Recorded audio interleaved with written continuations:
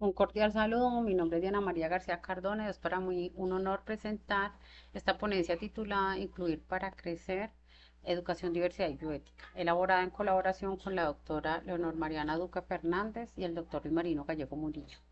Esta presentación nace del profundo convencimiento de que la educación inclusiva no solo transforma vidas individuales, sino que fortalece el tejido social que todos compartimos. En el marco de este cuarto Congreso Internacional en Educación, queremos invitarlos a reflexionar juntos sobre la diversidad como una fuente de enriquecimiento y cómo la bioética puede guiarnos para construir entornos educativos más humanos, justos y equitativos. Hoy hablaremos de inclusión no como favor, sino como un derecho, de diversidad no como un problema, sino como una oportunidad, y de bioética como el faro que orienta nuestro compromiso educativo hacia la dignidad y la justicia. Pero, ¿por qué hablar de inclusión y bioética hoy? Porque la escuela, la universidad, los espacios educativos en general no son burbujas aisladas de la realidad. Realmente son un reflejo de lo que somos como sociedad, y nuestra sociedad está en constante transformación, cada vez más diversa, cada vez más interconectada, pero también muchas veces profundamente desigual.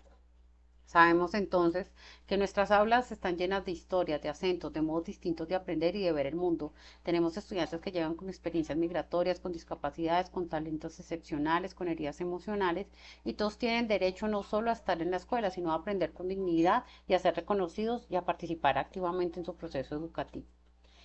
La inclusión educativa no es simplemente permitir que alguien entre en el aula, es garantizar que cada estudiante tenga lo que necesita para desarrollarse plenamente, y eso requiere algo más que una buena voluntad, requiere principios, requiere un marco ético, y es aquí en donde entra la bioética, que nació como un campo de reflexión sobre dilemas de la medicina y que hoy se expande hacia la educación para ayudarnos a pensar desde la justicia, desde la equidad, desde el respeto profundo por la dignidad humana. Es así como nos invita a preguntarnos cómo tomamos decisiones cuando no hay respuestas fáciles, cómo cuidamos a quienes históricamente han sido invisibilizados. El objetivo de esta ponencia justamente es abrir un espacio de reflexión, no para dar respuestas cerradas, sino para pensar juntos estrategias, experiencias, acciones concretas que podamos llevar a nuestras aulas, a nuestras instituciones y a nuestras prácticas cotidianas. ¿Por qué? Incluir realmente no es un favor, es un derecho, y educar no es solo enseñar contenidos, sino transformar vidas desde una mirada bioética. A continuación, entonces, hablaremos un poco de la educación inclusiva como principio bioético, educación para todos, con todos y desde todos. La inclusión educativa no se trata solo de que todos los estudiantes estén presentes en el aula, sino que participen activamente, aprendan, se sientan valorados y respetados en su singularidad. Hablar de inclusión es hablar de justicia educativa. Significa reconocer que cada estudiante es diferente y que cada una de esas diferencias no deben ser motivo de exclusión, sino de enriquecimiento. Por ejemplo, un estudiante con dislexia no debería ser evaluado con las mismas pruebas tradicionales que no tienen en cuenta su manera distinta de procesar la lectura. La inclusión entonces implica adaptar los medios de evaluación sin bajar la exigencia ni comprometer los aprendizajes esenciales. Es aquí en donde encontramos un problema en las escuelas cuando hablamos de integración e inclusión, confundiéndose esto como si fuera lo mismo. Sabemos que en la inclusión el estudiante debe adaptarse al sistema escolar, el foco está en la normalización y se tolera la presencia de estudiantes diferentes. Cuando hablamos de inclusión, el sistema escolar se adapta a las necesidades del estudiante, el foco está en el reconocimiento y el respeto de la diferencia, y se valora y potencia la diversidad como parte del proceso educativo. Por ejemplo, en una escuela que permite que un niño sordo asista a clases, eso es integración, pero no le ofrece intérprete ni materiales visuales o formación a los docentes. Allí no hay un proceso de inclusión, porque la inclusión exige transformar el entorno para que ese niño aprenda en igualdad de condiciones. Específicamente, entonces, la bioética nos ofrece herramientas para tomar decisiones complejas cuando los recursos son limitados, los casos son singulares o los dilemas no tienen soluciones simples. Aplicar la bioética en la educación es hacernos diferentes preguntas como: ¿estamos actuando con justicia, respetando la dignidad de cada estudiante, promoviendo el mayor bienestar posible, escuchando las voces de los estudiantes y sus familias? Imagínense, por ejemplo, una escuela que debe decidir entre usar sus fondos para comprar tabletas para todos o adaptar su infraestructura para el acceso de estudiantes con movilidad reducida. Desde la bioética habría que analizar no solo el número de beneficiados, sino quiénes están en mayor situación de vulnerabilidad y qué decisión promueve una equidad real. ¿Qué entendemos por diversidad en el aula? ¿Sí? Al respecto, podemos decir que la diversidad en el aula hace referencia a la coexistencia de múltiples diferencias entre los estudiantes. Estas diferencias no son obstáculos, sino características que enriquecen el proceso educativo. Cada estudiante llega con su propia historia, forma de ver el mundo, de aprender y de relacionarse con los demás. Algunos tipos de diversidad que podemos encontrar en el aula es, por ejemplo, la diversidad cultural y étnica, en donde estudiantes de diferentes orígenes, costumbres y lenguas maternas o tradiciones participan. Por ejemplo, un estudiante indígena puede aportar una cosmovisión distinta a la clase de ciencias o de historia. Vamos a encontrar estudiantes con diversidad funcional, estudiantes de diversos géneros y orientación sexual. Y aquí estos estudiantes necesitan un entorno seguro donde pueda ser nombrado correctamente y sin ser discriminado. De diversidad lingüística, de diversidad socioeconómica, podemos encontrar estudiantes que trabajan o cuidan hermanos menores y cuyas realidades afectan su ritmo de aprendizaje. Pero ¿cómo se manifiesta la diversidad en la escuela?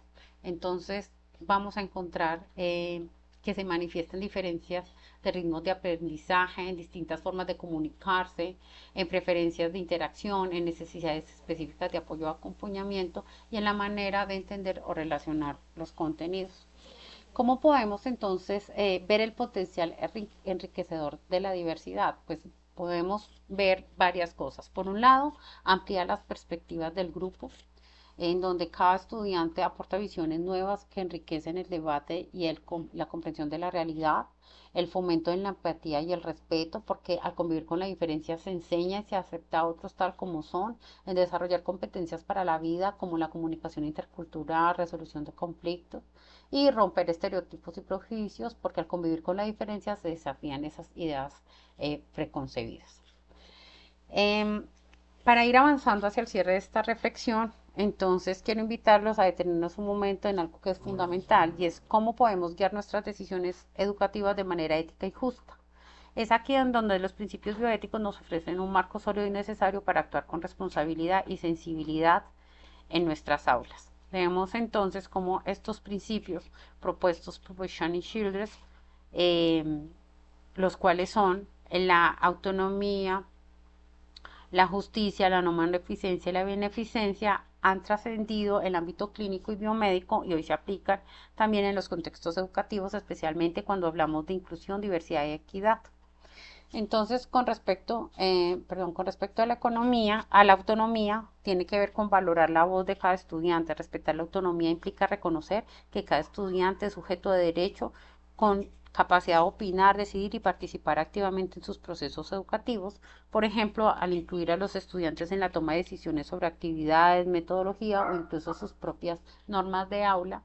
Otro principio es la no maleficencia, el cual indica no hacer daño. En educación, ese principio se traduce en evitar prácticas que puedan generar exclusión, estigmatismo o sufrimiento. Por ejemplo, cuando un profesor señala públicamente a un estudiante sobre sus errores o diferencias de aprendizaje, pueden generar un daño psicológico, o cuando hay burlas o etiquetas o la indiferencia de los profesores ante el bullying, también son formas de no maleficencia. Tenemos la beneficencia, que es promover el bienestar individual, y este principio nos llama a actuar en favor del bienestar de nuestros estudiantes, más allá de no hacer daño. Implica crear entornos afectivos, seguros, estimulantes y sostenibles para el aprendizaje, es implementar adaptaciones curriculares, usar tecnologías accesibles, también es celebrar los logros de todos. Y tenemos la justicia, que podemos traducirlo como el acceso equitativo a oportunidades de aprendizaje. La justicia en la educación no significa dar lo mismo a todos, sino dar a cada quien lo que necesita para tener las mismas oportunidades de crecer, aprender y participar, y es precisamente ajustar, por ejemplo, tiempos de evaluación, ofrecer materiales en formatos diversos, capacitar al personal docente con respecto a la diversidad, en fin. Es decir, piensen ustedes cómo se vería un aula en donde cada una de nuestras decisiones estuviera guiada por la justicia, la autonomía, la beneficencia y la no maleficencia. Creo que realmente sería un aula bastante interesante, bastante impresionante. Existen diferentes retos en la construcción de escuelas inclusivas, como por ejemplo la infraestructura y recursos físicos inadecuados, formación docente insuficiente, prejuicios, estereotipos y prácticas discriminatorias, políticas educativas restrictivas o desarticuladas, en fin, todo esto que realmente lleva a que haya muchas barreras y que hay que tratar en el largo y en el corto, mediano y largo tiempo de superarlas. Pero también hay estrategias que nos permiten una educación inclusiva y bioética, como adaptaciones curriculares y metodologías diferenciales, uso de tecnologías accesibles, formación docente continua en diversidad e inclusión, trabajo colaborativo entre escuela, familia y comunidad, que es realmente muy importante. Bueno, eh, a manera de conclusión, tenemos que la inclusión no es solo un favor, es un derecho. La educación inclusiva no debe entenderse como un gesto de buena voluntad, sino como una responsabilidad bioética y legal. Cada estudiante tiene derecho a recibir una educación de calidad sin importar su origen, capacidad, lengua e identidad. Y cuando abrimos las puertas de la escuela, todos no solo transformamos su vida, también renovamos el sentido de nuestra tarea como educadores. La diversidad no es un problema, es una oportunidad. La diferencia no resta, sino que suma. Las aulas diversas nos desafían a ser creativos, a cuestionar prejuicios y a repensar nuestras prácticas.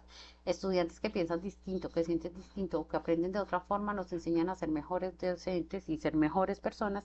Y finalmente la bioética nos ayuda a construir espacios más humanos y justos. La bioética nos ofrece una brújula para actuar con sensibilidad y justicia en contextos educativos, nos invita a reflexionar sobre nuestras decisiones, a poner en el centro la dignidad de cada ser humano y a construir una escuela donde todos puedan florecer. Agradezco su atención y disposición para reflexionar sobre los desafíos y posibilidades que plantea la construcción de una educación verdaderamente inclusiva. La diversidad entendida desde un enfoque bioético nos interpela como educadores, investigadores y ciudadanos a actuar con justicia, equidad y respeto. Confío entonces en que desde nuestros diferentes contextos seguiremos trabajando para que la inclusión sea una realidad tangible y sostenible. Muchísimas gracias.